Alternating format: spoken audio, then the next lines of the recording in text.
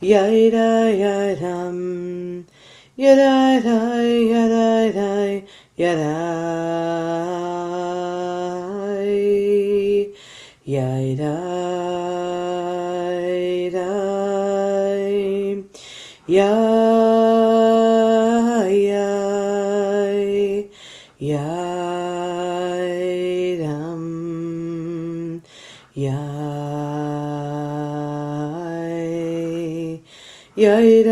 yadam. Yada yada yada dum.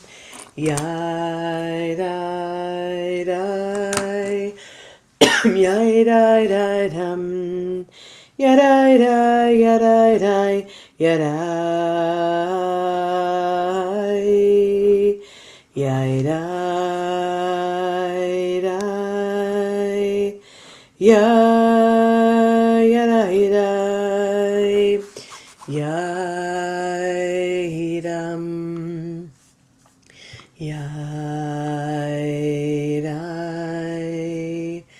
Yidam. Yidai. Yidam. Ah. Yidam. Yidai. Yadai.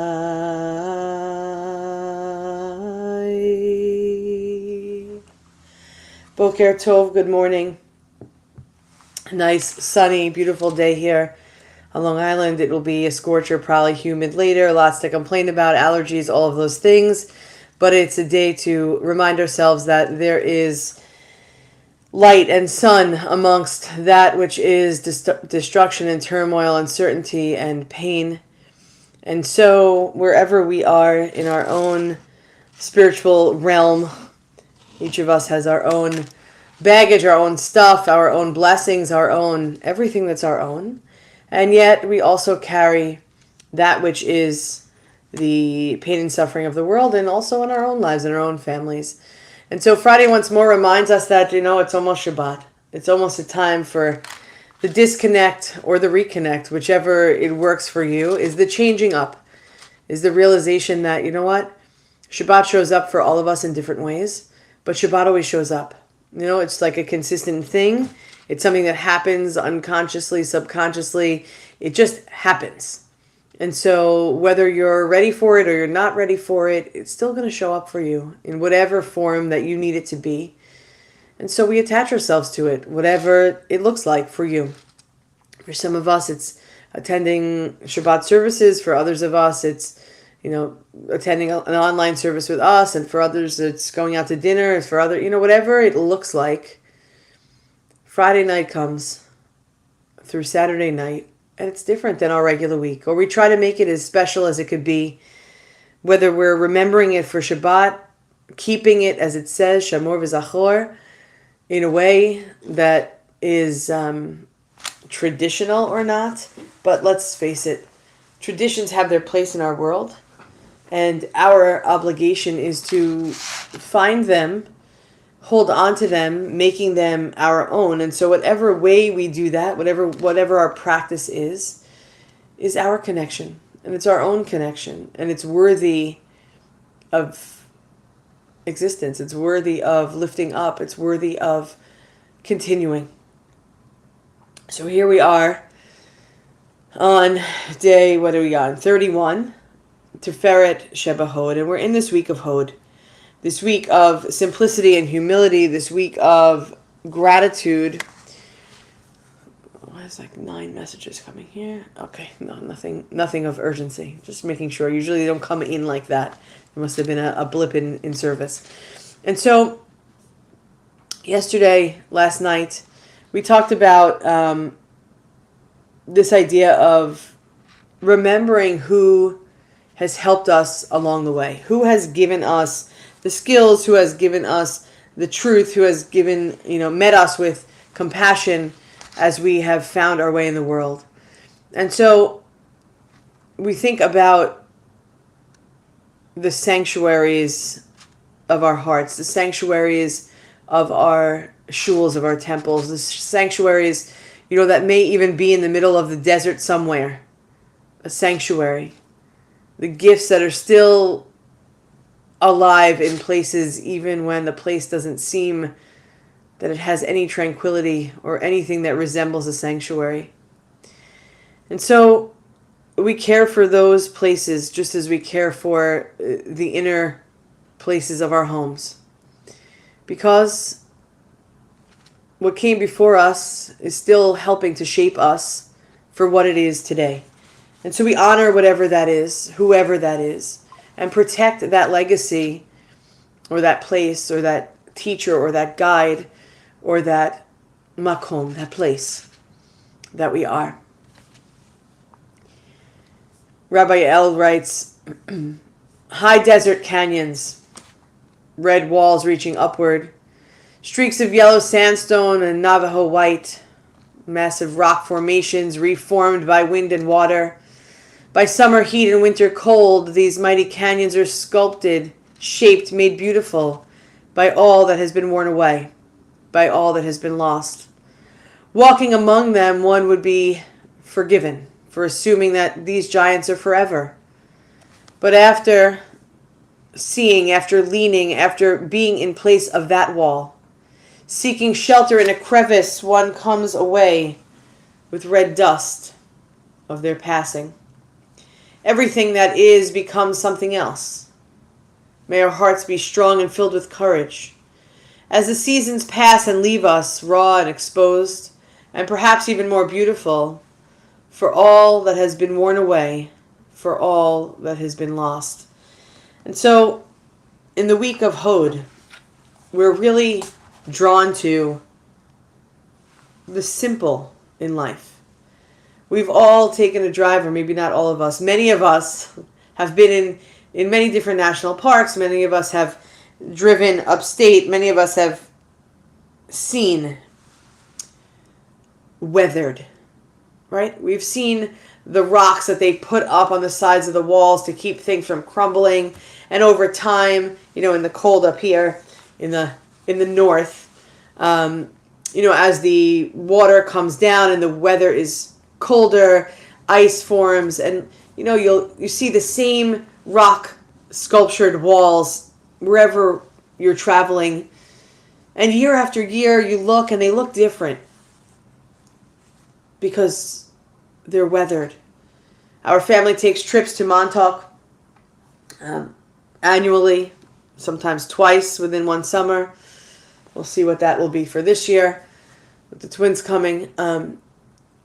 But every time we go, it's a little different. Every time we go, we stay at a hotel that's right on the beach.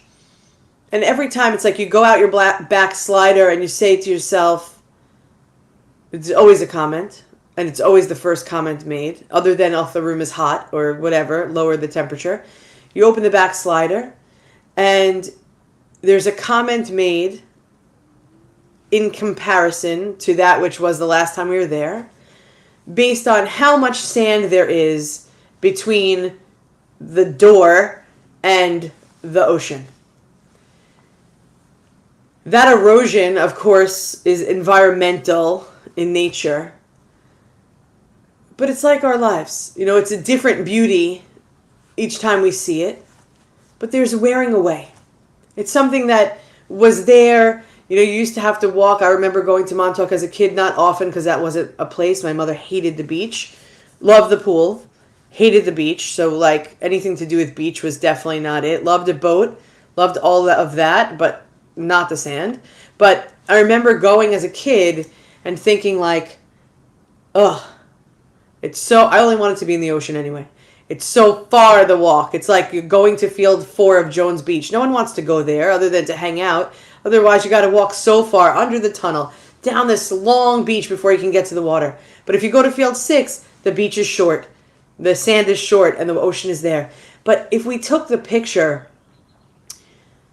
of that sand and realized that each year something changes, it doesn't get less beautiful, but it reminds us that it's ever changing. And yes, the reasons probably that the beach erosion is happening is not good. We know this. But it's a gentle reminder that the things that aren't great in the world have impact. but also the beauty that is left is still beauty. It's still the reminder to say, you know what? It's seeing the simple.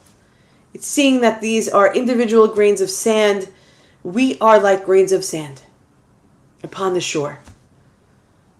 We are together the beach that exists. And life leaves and grains of sand are swept away. And rocks decay and more sand comes to be. And so we can only hope that more life will come as those that are ready for life eternal leave us. But in simplicity and beauty, in truth and in balance, we open our hearts with compassion to see the beauty in all that unfolds for us. To say, today's a beautiful day. It is. We've had a string of them. To say that we can open our hearts with compassion to see that even when we are on day 131, post-war, still in war, post-October 7th, many of us have seen the videos, read the articles about the raping of our women, about the continued loss of life for innocent civilians. And it's a lot to hold. It's a lot to hold. In our beach thought, I can't help but think about how a wave comes in and it washes away whatever's there. And it continues to happen. And I can only imagine, and I can only hope, and I can only dream, and I can only wish for waves of peace that can take out the toxicity, that can take out the negativity, that can take out the terrorism, that can take out that which is the oppressor and aggressor, bringing back the beautiful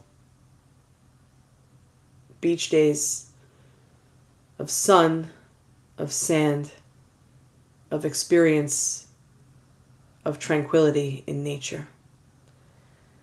This weekend is a big weekend for people to be out and about.